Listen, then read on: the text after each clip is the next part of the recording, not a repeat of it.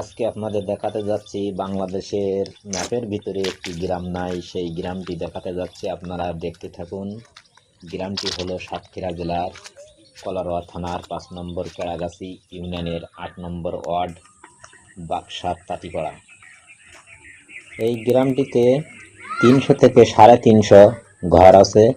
এই গ্রামের মানুষের কথা হলো যে আমাদের গ্রামটি বাংলাদেশের ম্যাপের ভিতরে নাই, যদি থাকতো তাহলে আমাদের রাস্তার পরিণতি এমনই হতো না।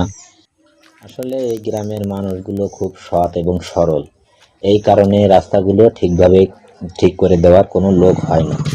তাদের নির্বাচনের সময় ভাঙিয়ে এর আগে যারা মেম্বার চেয়ারম্যান ছিল তারাই কিন্তু তাদের লোভ দেখাইয়ে ভোটগুলো নিত, অথচ ঠিকভাবে রাস্তাঘাট করে দিত না। আসলেই তারা তো এখন বর্তমান নাই, এবং নতুন সরকার, নতুন এমপি আইছে বর্তমান 2026 সালে। তাদের কাছে একটাই দাবি যে এই গ্রামের রাস্তাটি খুব দ্রুতভাবে করে দেওয়ার ব্যবস্থা করে দেওয়া হোক। নতুন সরকার এবং নতুন এমপির কাছে আমরা একটাই দাবি করছি যে আমাদের গ্রামের রাস্তাটি করে দেওয়া হোক। শত শত বছর ধরে এই রাস্তাটি পড়ে আছে। আশা করি নতুন সরকার এবং নতুন এমপি মহোদয় এই গ্রামের রাস্তাটি করে দেওয়ার ব্যবস্থা করে দেবে।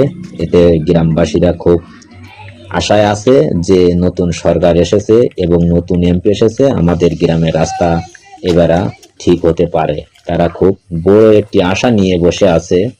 তাই এমপি মহোদয়কে বলছি, আপনি এই রাস্তার বিষয়টি একটু দেখবেন। আপনার কাছে আমরা অনুরোধ করছি।